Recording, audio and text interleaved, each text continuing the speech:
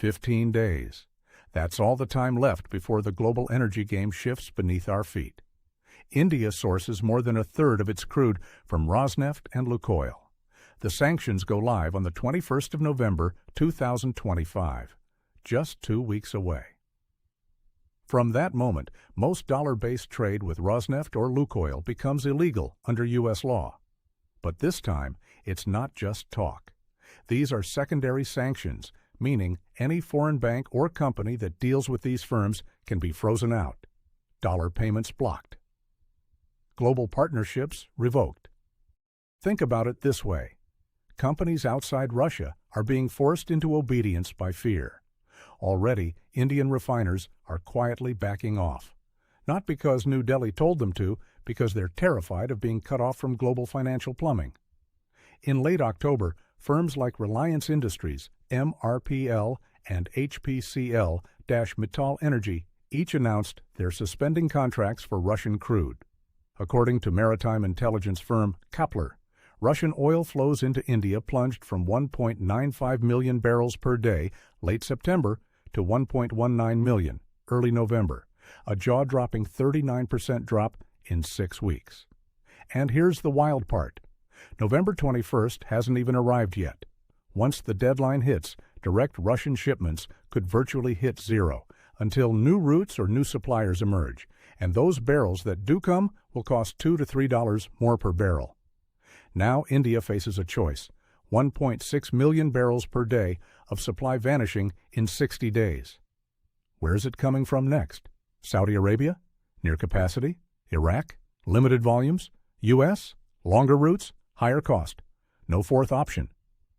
You might think, all right, tighten the supply, raise prices a bit, we'll ride it out. But oil markets don't behave gently. When barrels vanish suddenly, refiners scramble. They bid higher just to keep the lights on. Analysts at Bloomberg, Kepler, and S&P Global warn that every $5 to $7 rise in crude per barrel flows directly into India's pump, cylinder, and shelf prices. That means your LPG cylinder could soon hit higher than current price by early 2026. Diesel, petrol, those lifelines of transport, could go up by 2 to 4 rupees per liter. And when transport costs rise, everything transported by road does too. Groceries, medicines, machines. Economists estimate this spike in crude could lift India's inflation by 0.5 to 0.8%. For families spending half their income on essentials, that's not a statistic. It's survival. There's another ripple. Higher oil bills mean more dollars flowing out. Forex strategists warn the rupee could drift further downward. A weaker rupee means imported goods, electronics, medicines, machinery, all get pricier. This is how an oil shock becomes a household shock. Rising fuel costs, inflation, the Reserve Bank of India may raise interest rates, loans, EMIs, growth, all get squeezed. Here's the deeper truth. The Indian government and energy officials know these dynamics. They see the risk. They know the impact. But here's the catch. The system leaves them little room to maneuver. India trades in U.S. dollars, relies on U.S.-linked banks, operates inside a U.S.-dominated sanctions architecture.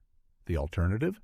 De-dollarization, alternative payment systems, strategic energy independence, all of which carry geopolitical costs and massive scale. So what happens? India absorbs the shock. But awareness matters. When you realize your fuel isn't expensive because of incompetence, it's expensive because of a global strategy in motion, the conversation changes. You can't do much. Yet knowing this gives you power. Energy independence becomes not just an environmental slogan, but a security imperative. And that awareness, that's where the change begins. This is Indian Thinker. We decode the geopolitics shaping your economy and your future. All sources cited in the description. Full transparency. Thanks for thinking.